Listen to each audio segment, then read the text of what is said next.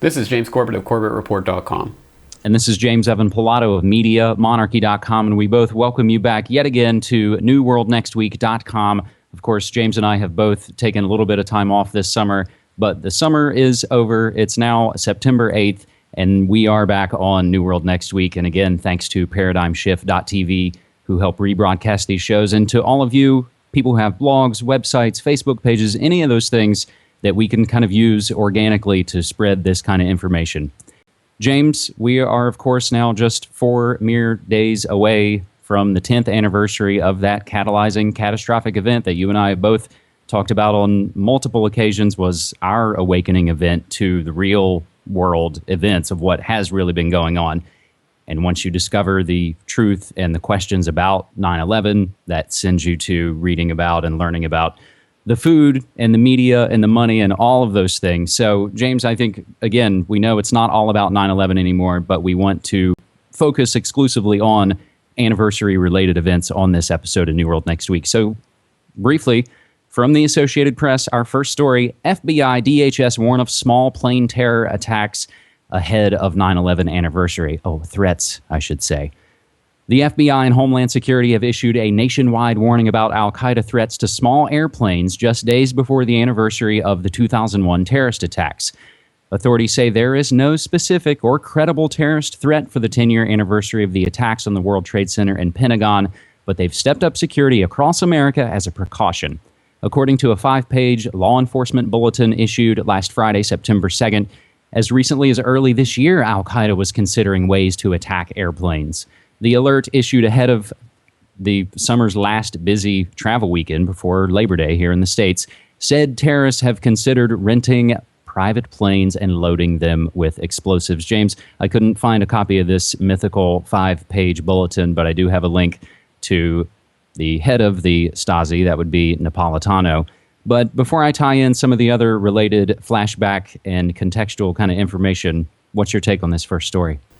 Well, on the note of trying to find some of this mythical information, how about their treasure trove of documents that they got from bin Laden's fortress compound in Abbottabad? I thought that showed that they were planning train derailments or some other such thing for 9/11 this year, which is why they're going to start using TSA at the train stations. I mean, it's just, the fear-mongering never ends, never ever ends. And they say, you should be afraid, but about specifically what we can't really say. And as, again, we've always noted, they use the terror events to ratchet up the controls. But when the threat or the danger subsides, as it always does if it was ever there in the first place, the controls never seem to go away. Yeah, that's an interesting part, how that works. But anyway, how about some of the related and flashbacks?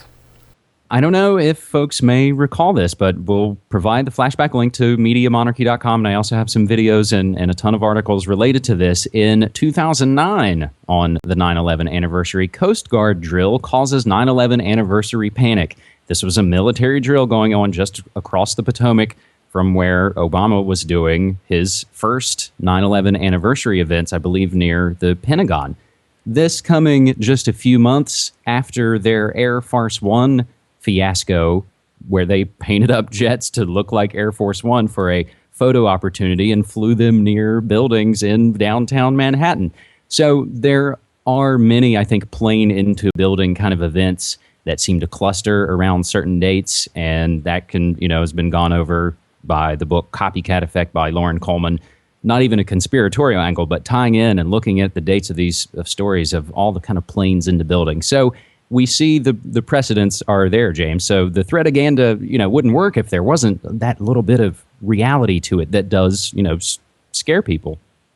Well, certainly there are real government terrorists who are willing to do things like make drills that look like the real thing on the anniversary of the date and all sorts of stuff like that, shenanigans. So who knows what they'll try to pull out for this anniversary. Hopefully nothing, and hopefully everyone will be fine. But again, people have to be on guard, not against the mystical, magical boogeymen, but the fear itself, which they're trying to implant in us and ingrain in us, and which they'll undoubtedly be evoking with their nonstop 9/11 anniversary coverage over the next few days. Maybe who knows? Maybe they'll be able to get Gaddafi on the anniversary, and they can kind of mark that notch in their belt. But James, let's move to our second story, which is a disgusting one. And this is the kind of thing that if you're not angry about this, as you know, the well-worn saying says, you're not paying attention. First responders decry exclusion from 9/11 ceremony. The first responders, those who aided selflessly on 9/11 after the explosion and implosion that pulverized those buildings into dust, they're not invited to this year's September 11th memorial ceremony at Ground Zero. New York City Mayor Michael Bloomberg's office confirmed.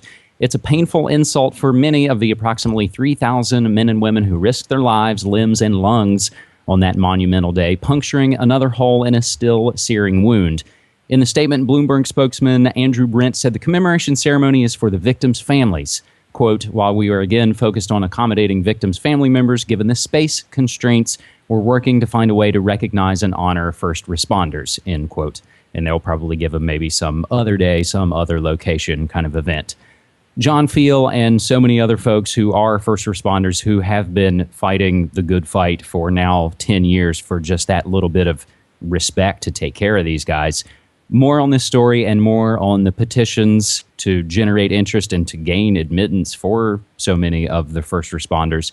And you can get more on this from 911blogger.com and world911truth.org. This, James, should show many folks, just as it does when our brothers and sisters come home from the meat grinder and they're not taken care of. They give their lives for something that was unfortunately a big lie pulled over everyone's eyes. And then they don't even take care of them when they come home.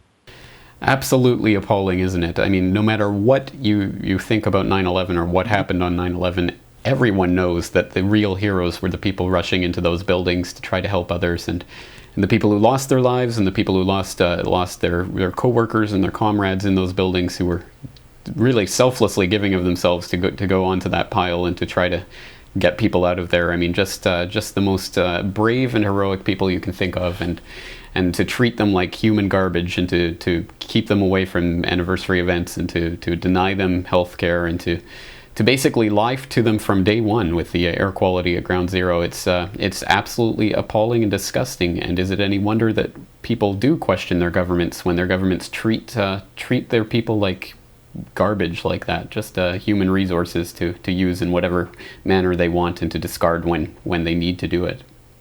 Well, and you unfortunately said it right there, garbage. Their remains were thrown in a landfill, starting just as you said on day one, lying about the air quality and destroying the crime scene and moving everything to the Fresh Kills landfill. It makes me ill, honestly, and it makes it hard to not swear about it. Ultimately, that people should be pretty damn angry about this. Yes, well, you'll excuse me if I'm not so articulate today, but I'm suffering from a severe case of outrage, as Cynthia McKinney once said, and I agree with that sentiment completely. It's difficult to even put into words how disgusting the treatment of the 9/11 first responders has been, and that's why 9/11 Truth is concentrated so much on trying to help the first responders and raise money for them. So it's always important to check out what 9/11 Truth groups are doing to raise money and awareness to these issues. And so, speaking of that precisely, James, our third story will basically just run down a quick list of just a handful of what I'm sure are just a few of hopefully the hundreds and thousands of events that everybody around the world can take part in. Events for positive change, James, just as you were talking about. Events to hopefully take care of the first responders. Events to put commercials on television, to do so many of these other things. And you mentioned Cynthia McKinney, and the first event we'll mention is happening actually tomorrow, my time, September 8th in Montreal. Globalresearch.ca and Canadians for 9/11 Truth with Cynthia McKinney, Wayne Madsen, Michelle Chosadovsky, and many more. After 9/11, 10 years of war, and we'll provide the link to globalresearch.ca for more on that event. Of course, the folks at wearechange.org and their 9/11 10th anniversary Ground Zero New York City event. Come out wherever you are. And back in Canada, amazing, and I love it. You see it all around the world. Canada is an amazing hotbed for 9/11 Truth and has been these last 10 years. TorontoHearings.org, in conjunction with the International Center for 9/11 Studies at IC911studies.org. They are holding hearings, and again, links provided for you. And remember Building 7. I apologize. RememberBuilding7.org. The folks that were behind BuildingWhat.org campaign from several months ago, trying to get print and audio and video commercials out to the folks in New York. And we'll provide the link for you yet again. I love their new campaign. It basically has the folks that are Air Force pilots, family members, and it says, I'm not a conspiracy theorist. I'm a father who lost his son on 9/11, like Bob McIlvaine, or I'm not a conspiracy theorist. I'm an Air Force pilot, and my 30 years of experience show me that the story of 9/11 can't possibly be true. That I find, again, is really effective, James. Absolutely, very powerful stuff, and we know that their last television advertising campaign did pay off in spades when they started to get a lot of mainstream press coverage. So once again, I hope people will support that. On the Global Research 9/11 conference, I did do a video for that conference that will be premiering there. That's, again, by the time you see this, I guess it'll be today, Thursday, September 8th. In the evening at Cinema de Parc in Montreal. So if you're in that area, please go. The Toronto hearings will be taking place over the next few days. And if you're in Toronto, obviously, please go. Or if you're in the area and can make it. And you can listen to an interview I did with Kevin Ryan recently for more on that. And with We Are Change, of course, always doing exciting stuff at Ground Zero. And I hope I'm going to be talking to Luke Rukowski in the next day or two. We're trying to set up a time, but it's difficult because he's obviously extremely busy preparing for all of the stuff going on at Ground Zero. So I hope to be able to get a video interview with him in the next day or two, and please look forward to that. And I'll just make a quick mention. I know there is an event here in Portland, and again, hopefully there are more. Hopefully there are so many more that, James, you and I, we couldn't even hope to possibly kind of get into. But maybe that would be a really constructive use of the comment section on this video here on YouTube, is to talk about events, is to talk about things going on, and to, again, we're not going to get anywhere by all the infighting and all of that garbage. And James, you and I, both know that. Absolutely, yeah. So tell us about what's happening in your area. There's an event here in Portland. My man Clyde Lewis of GroundZeroMedia.org is having something here in Portland on 9/11 on this coming Sunday at 6 p.m. And I believe it may be broadcast live.